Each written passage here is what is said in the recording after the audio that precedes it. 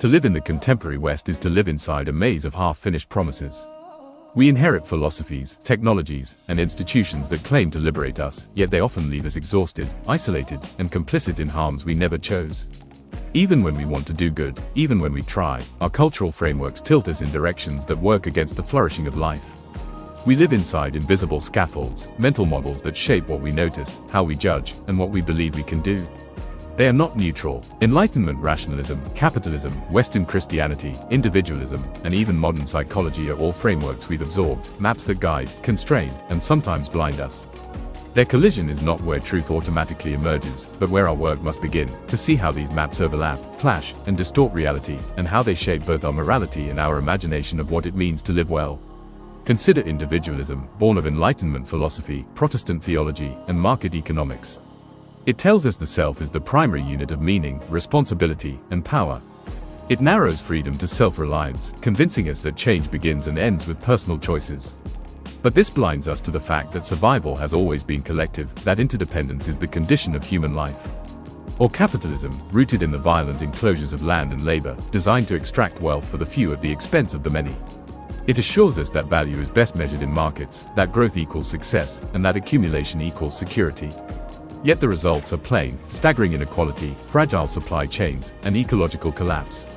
Even our attempts at justice often become consumer choices, buying ethical products, monetizing activism, branding solidarity. And Western Christianity, bound to empire, it preaches humility while blessing conquest, praises generosity while rewarding accumulation. The gospel of prosperity reframes faith as entitlement, confusing wealth with virtue and power with divine favor. In practice, this alignment of faith with empire, nationalism, and exclusion betrays the radical generosity at the heart of the tradition. Layered onto this is technological rationalism, the conviction that every human problem has a technical fix. Silicon Valley and state policy alike assure us that innovation will save us: carbon capture, AI tutors, apps for mental health. Yet technology, without cultural change, often amplifies the very forces it promises to cure: surveillance, distraction, exploitation, polarization. The tool becomes another mask for power. These frameworks have produced extraordinary advances: medicine, communication, mobility, but they also constrain our vision. They train us to look for solutions in self-optimization, consumer choices, or new gadgets, while our deepest crises demand something else. And those crises are not abstract.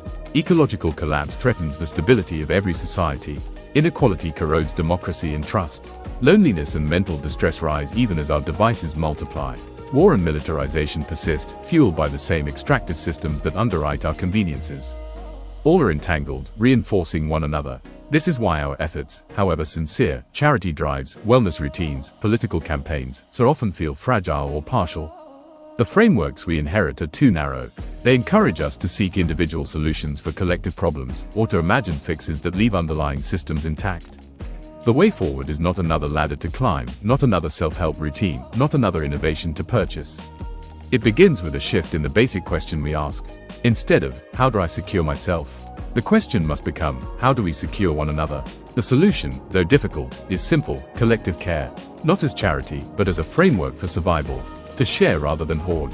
To build networks of trust that can withstand shocks. To organize locally, where relationships are thick enough to matter. To measure success not by accumulation or growth, but by resilience, justice, and belonging. This is not utopia. It is how life works. Ecological systems survive through interdependence, so do human societies. Our current models teach us to imagine salvation in isolation. But history, biology, and our own dissatisfaction point to another truth: we rise or fall together. To live differently begins here. Name the mental models that constrain us, see their consequences clearly, and practice another way. Repeated acts of care become ritual. Ritual becomes